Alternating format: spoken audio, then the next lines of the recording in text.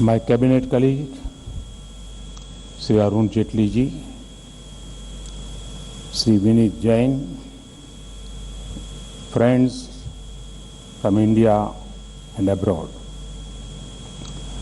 I am happy to be here today to address this Global Business Summit. This is a good platform for bringing together economists and industry leaders. I compliment the Economic Times for organizing this event. Over the next 2 days, you will debate growth and inflation, manufacturing and infrastructure, missed chances and unlimited possibilities. You will see India as a country of opportunities, unmatched across the world. I assure you that your inputs shall receive my government's highest attention. Friends, Makar Sankranti was celebrated on 14 January. It is an important festival. It is the beginning of Uttarayan, which is considered to be a Punya Kal. The Lodi festival also coincides with it. On this day, the sun begins its journey north. This marks the transition from winter to spring. The new age India has also begun its transition from winter of subdued achievements lasting 3 to 4 years to a new spring that beckons.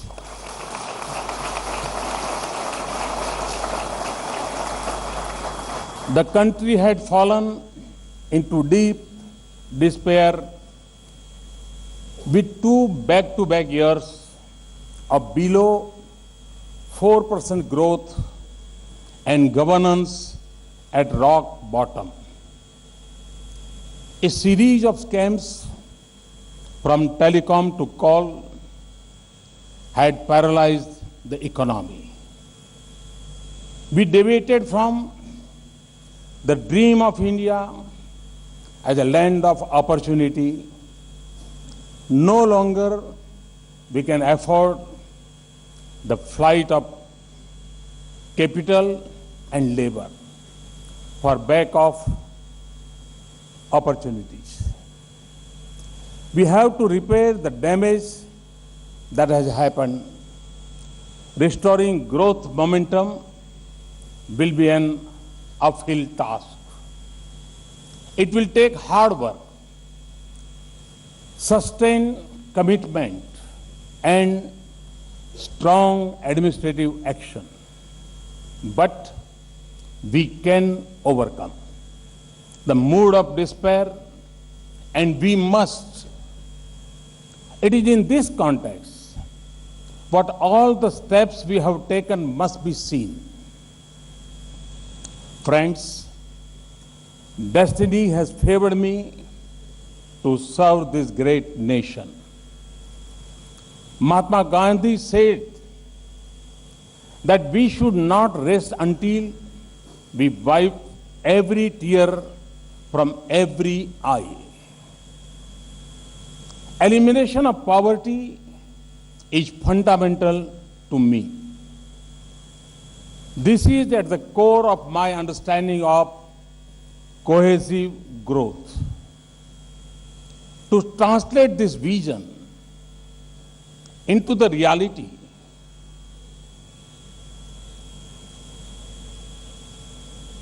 of a new age India, we must be clear about our economic goals and objectives.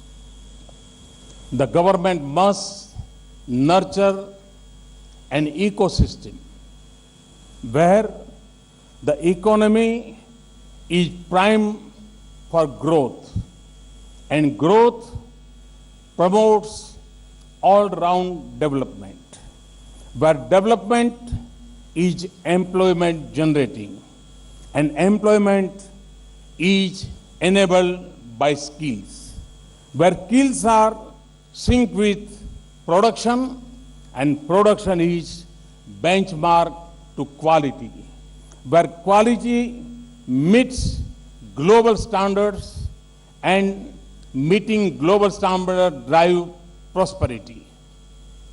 Most importantly, this prosperity is for the welfare of all. That is my concept of economic good governance and all-round development. It is up to us to create conditions for the people of India to blossom and create this new age India. Friends, let me outline what we are doing to usher in this new spring. My government is moving fast in designing policies and laws to promote growth. This is where I seek everybody's cooperation. First, we are committed to achieving the fiscal deficit target announced in the budget. We have worked systematically in this direction. Many of you practice Kaizen in your companies. Reducing wastage means cutting excess and preventing misuse. This requires self-discipline. That is why we have the Expenditure Management Commission to suggest cuts in wasteful expenditure. This way, we will make the rupee more productive and deliver maximum bang for the buck. Second, the petroleum sector has been major reforms. Diesel prices have been deregulated. This has opened up space for private players to enter into the petroleum retail. Gas prices have been linked to international prices. This will bring a new wave of investment. It will increase supplies. It will resolve problems in the key power sector. Today, India's cooking gas subsidy is the world's largest cash transfer program. Over 80 million households receive subsidy directly as cash in their bank accounts. This is 1/3 of all households in this country. This will completely eliminate leakages. Building on this, we plan to introduce direct cash transfer in other benefit schemes. Third, inflation has been controlled through firm measures. While falling oil prices help, even non-oil inflation is at a very low level. Food inflation has come down from over 15% a year ago to 3.1% last month.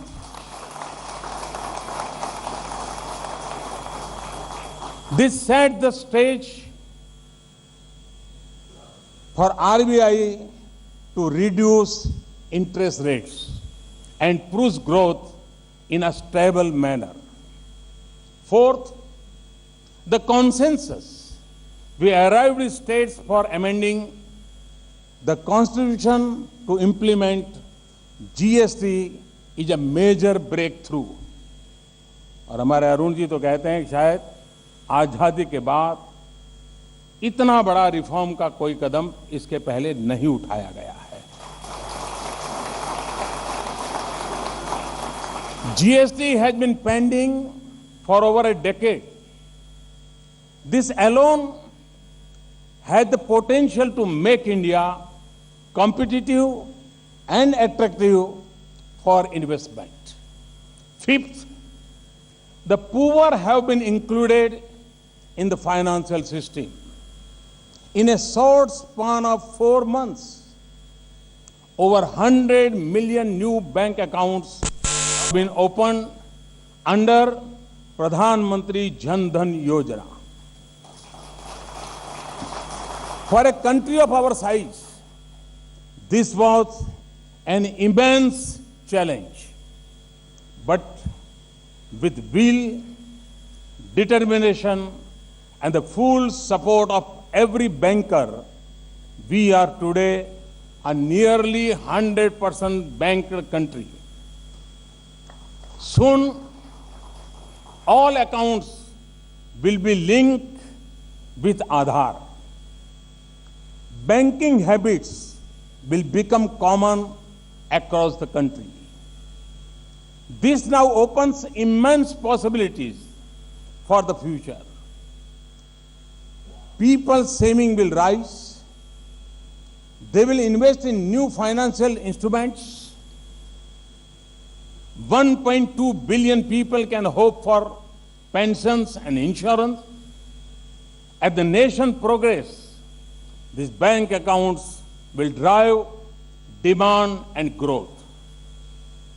We have always debated about social unity, national unity, and so on. But we have never debated about financial unity, about bringing everyone into the financial system. This is one cause which both capitalists and socialists agree on. I don't think there will be a dispute between those. What, my friends, can be a bigger reform?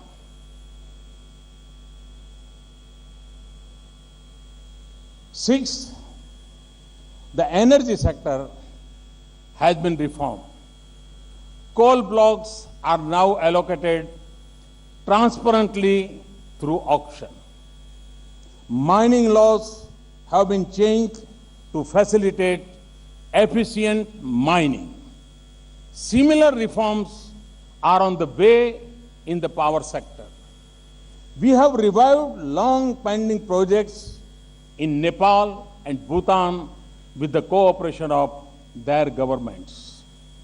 Steps are being taken to deliver 24/7 power for all using every possible source, including renewable energy. Seventh, India is being made an attractive destination for investment. FDI caps have been raised to insurance and real estate. FDI and private investment are being promoted in defense and railways. The Land Acquisition Act has been amended to smoothen the process and speed up matters. This will give a thrust to infrastructure and manufacturing while protecting the compensation to farmers. Eighth, infrastructure is being given a boost. Greater investment is planned in railways and roads. New approaches and instruments are being put in place to unlock their potential. Ninth, transparency and efficiency in governance and institutional reforms are essential elements for rapid growth. These, along with a positive regulatory framework, tax stability and ease of doing business are being pushed ahead at top speed.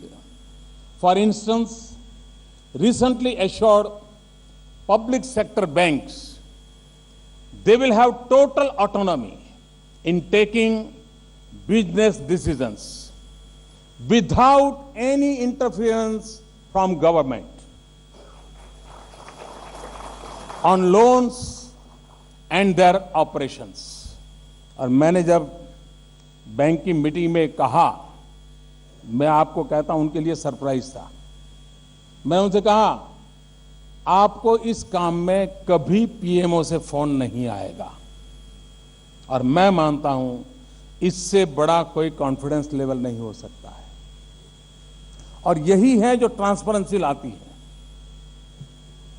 We need to use technology to deliver good governance, whether it is a simple one like biometric based attendance, which has improved office attendance and work culture, or a cutting edge one like space technology in mapping and planning. I intend to launch a massive national program for PDS computerization. The entire PDS supply chain, public distribution system, from the FCI godown to the ration shop and consumer will be computerized. Technology will drive welfare and efficient food delivery. A major institutional reform is the move away from merely planning to transforming India. The setting up of the National Institution for Transforming India, Niti Aayog, is a step in this direction. This will take the country forward on the path of cooperative federalism. And when I say cooperative federalism, with a competitive zeal, country requires cooperative, competitive federalism. There must be competition between states. There must be competition between states and center. The Niti Aayog is our mantra for creating trust and partnership between the center and states. This list can be endless. I can go on for days, but I do not think we have the time. However, I have given you a sense of the immense activity we are engaged in. We have done a lot so far, and more will be done in future. Friends, reforms are not an end itself. Reforms must have a concrete objective. The objective must be to improve the welfare of the people. Approaches may be many, but the goal is one. Reforms may not be apparent to one and all at first sight, but small acts can drive reforms. What appears minor can actually be vital and fundamental. Further, there is no contradiction between doing big ticket items and doing small things. One approach is to have new policies, programs, large projects, and path-breaking changes. Another approach is to focus on the small things that matter. Create a people's movement and generate mass momentum, which then drives development. We need to follow both paths. Let me explain this a bit. Generating 20,000 megawatt of power attracts a lot of attention. That is important. अगर मैं कल घोषणा करता हूं कि हम 20,000 megawatt बिजली times of India के हेडलाइन पे आ जाएगा, शायद।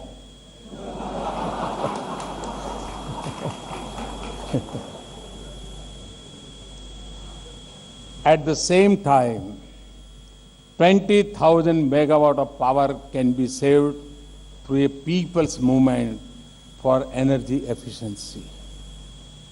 The end result is similar. The second is more difficult, but is as important as the first.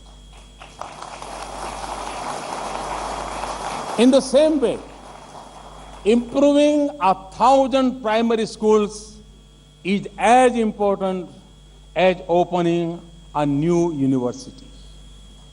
The new aims we are setting up will improve public health in the same way as our promise of health assurance.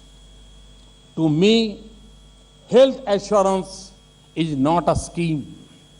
It is about ensuring that every rupee spent on health is well spent, that every citizen has access to proper health care.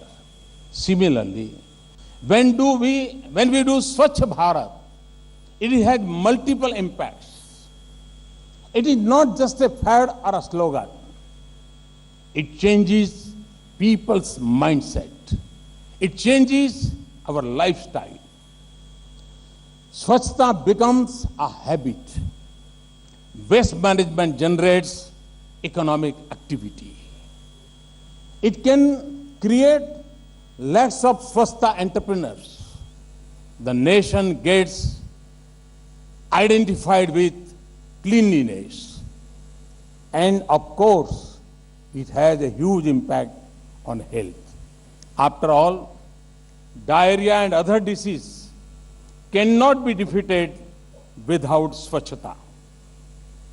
The mantra of independence was सत्याग्रह. महात्मा गांधी ने पूरी आजादी का एक केंद्र बिंदु शब्द रहा था सत्याग्रह.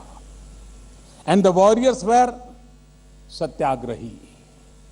The mantra New Age India must be Swachhagrah. Like Satyagrah, Swachhagrah. And the warriors will be Swachhagrahi.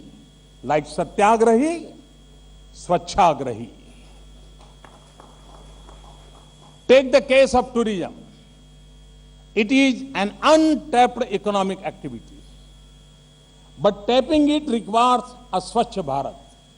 It needs improvement in infrastructure and telecom connectivity. It requires better education and skill development. Therefore, a simple goal can generate reforms in multiple sectors. People must understand the Clean Ganga program. Clean Ganga program as an economic activity. The Gangetic plains account for 40% of our population. They have over 100 towns and thousands of villages. Improving Ganga will develop new infrastructure. It will promote tourism. It will create a modern economy helping millions of people. In addition, it preserves the environment. Railway is another example. There are thousands of railway stations in the country where not more than 1 or 2 trains stop in a day. These facilities created at a cost remains unused for most of the day.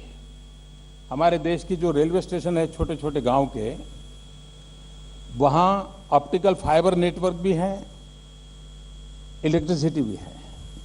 उससे 2 kilometre दूर गांव में बिजली नहीं है.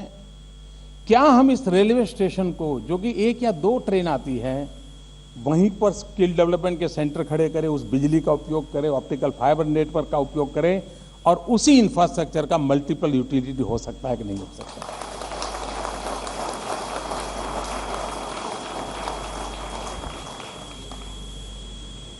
Small is Indeed beautiful. और मैं जब छोटा था तब एक किताब पढ़ता था, small is beautiful. In agriculture too, our main goal is to raise productivity. This will require using technology, increasing soil fertility, producing more crop per drop, more crop per drop. जब तक हम पानी के महात्म्य को नहीं समझेंगे, मैं समझता हूं हम पूरे हमारे एग्रीकल्चर सेक्टर की ओर सफलतापूर्वक आगे नहीं बढ़ सकते हैं। And bringing the latest from lab to land. आज एग्रीकल्चर सेक्टर के वैज्ञानिकों के बहुत रिसर्च किया है, लेकिन सब लैब में पड़ा है। जब तक हम फ्रॉम लैब टू लैंड ये प्रोसेस पूरी नहीं करते, farmers will not be the beneficiary. Cost of cultivation will go down as efficiency rises. This will make agriculture viable. On the output side, the entire value chain in agriculture will be addressed through better storage, transport, and food processing linkages. We will link farmers to global markets. We will give the world the taste of India. Friends, I often call for minimum government, maximum governance. This is not a slogan. This is an important principle to transform India. और हम सब जानते हैं, सरकारी तंत्र की दो मूलभूत समस्याएं हैं। एक जटिलता और दूसरी शिथिलता। Government systems suffer from two weaknesses. They are complex and they are slow, very, very slow. In life, people go on a Char Dham Yatra to get moksha. In government, a file has to go to 36 Dham.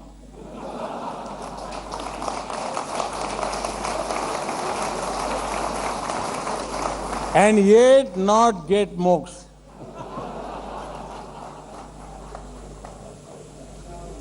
We need to change this. Our systems need to be made sharp, effective, fast, and flexible.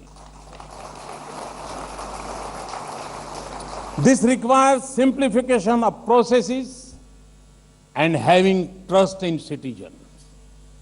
This needs a policy-driven state. What is maximum governance, minimum government?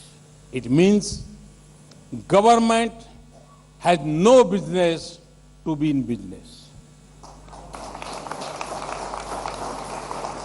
There are many parts of the economy where the private sector will do better and deliver better.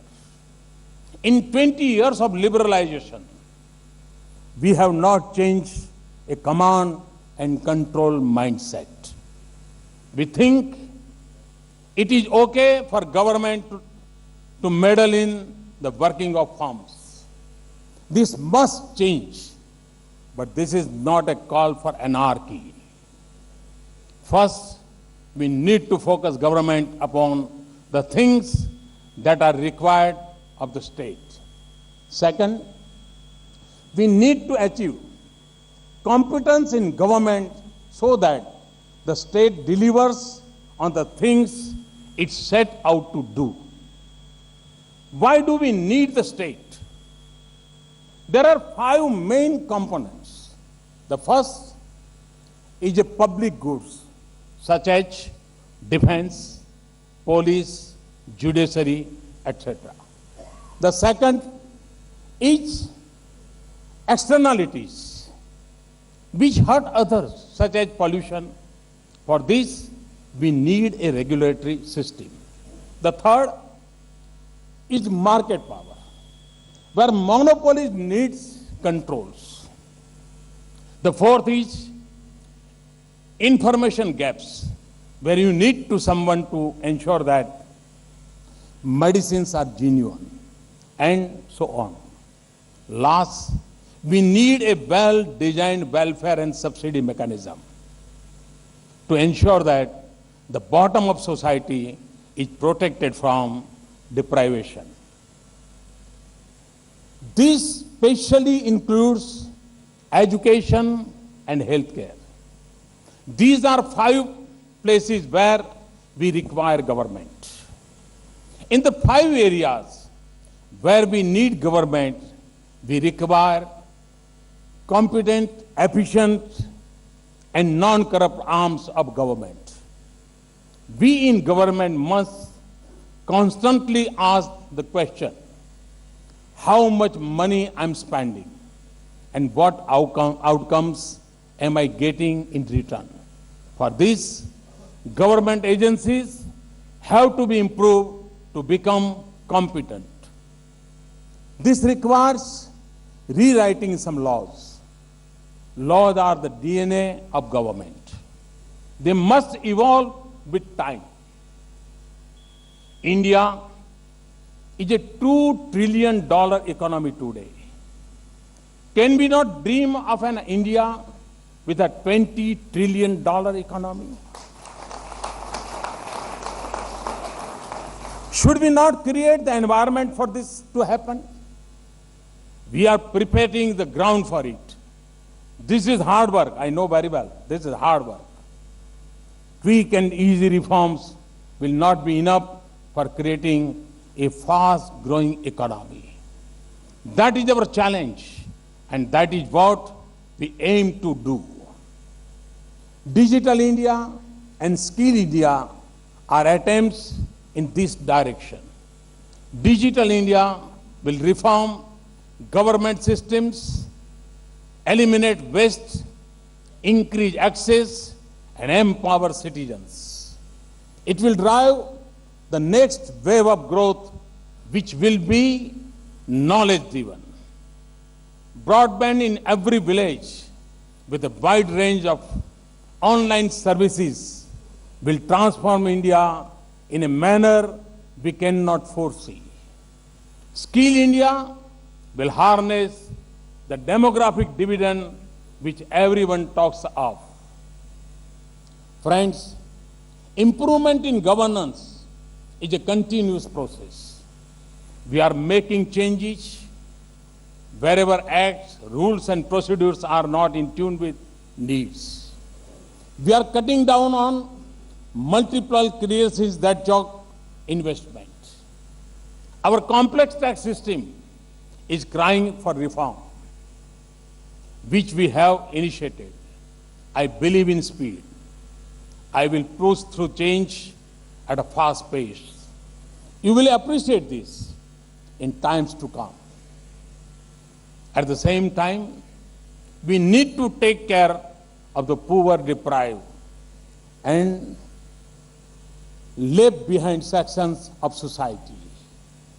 I believe that subsidies are needed for them. I repeat, subsidies are needed for poor. What we need is a well-targeted system of subsidy delivery. We need to cut subsidy leakages, not subsidies themselves. Wastage, as I said earlier, must be removed in subsidies. The target group should be clearly identified and the subsidies should be well delivered. The ultimate object of subsidies should be to empower the poor, to break the cycle of poverty and become foot soldiers in our war on poverty. मैं उस रास्ते पर जाना चाहता हूं जहां गरीब स्वयं भी गरीबी के खिलाफ लड़ाई लड़ने के लिए सज्ज हो।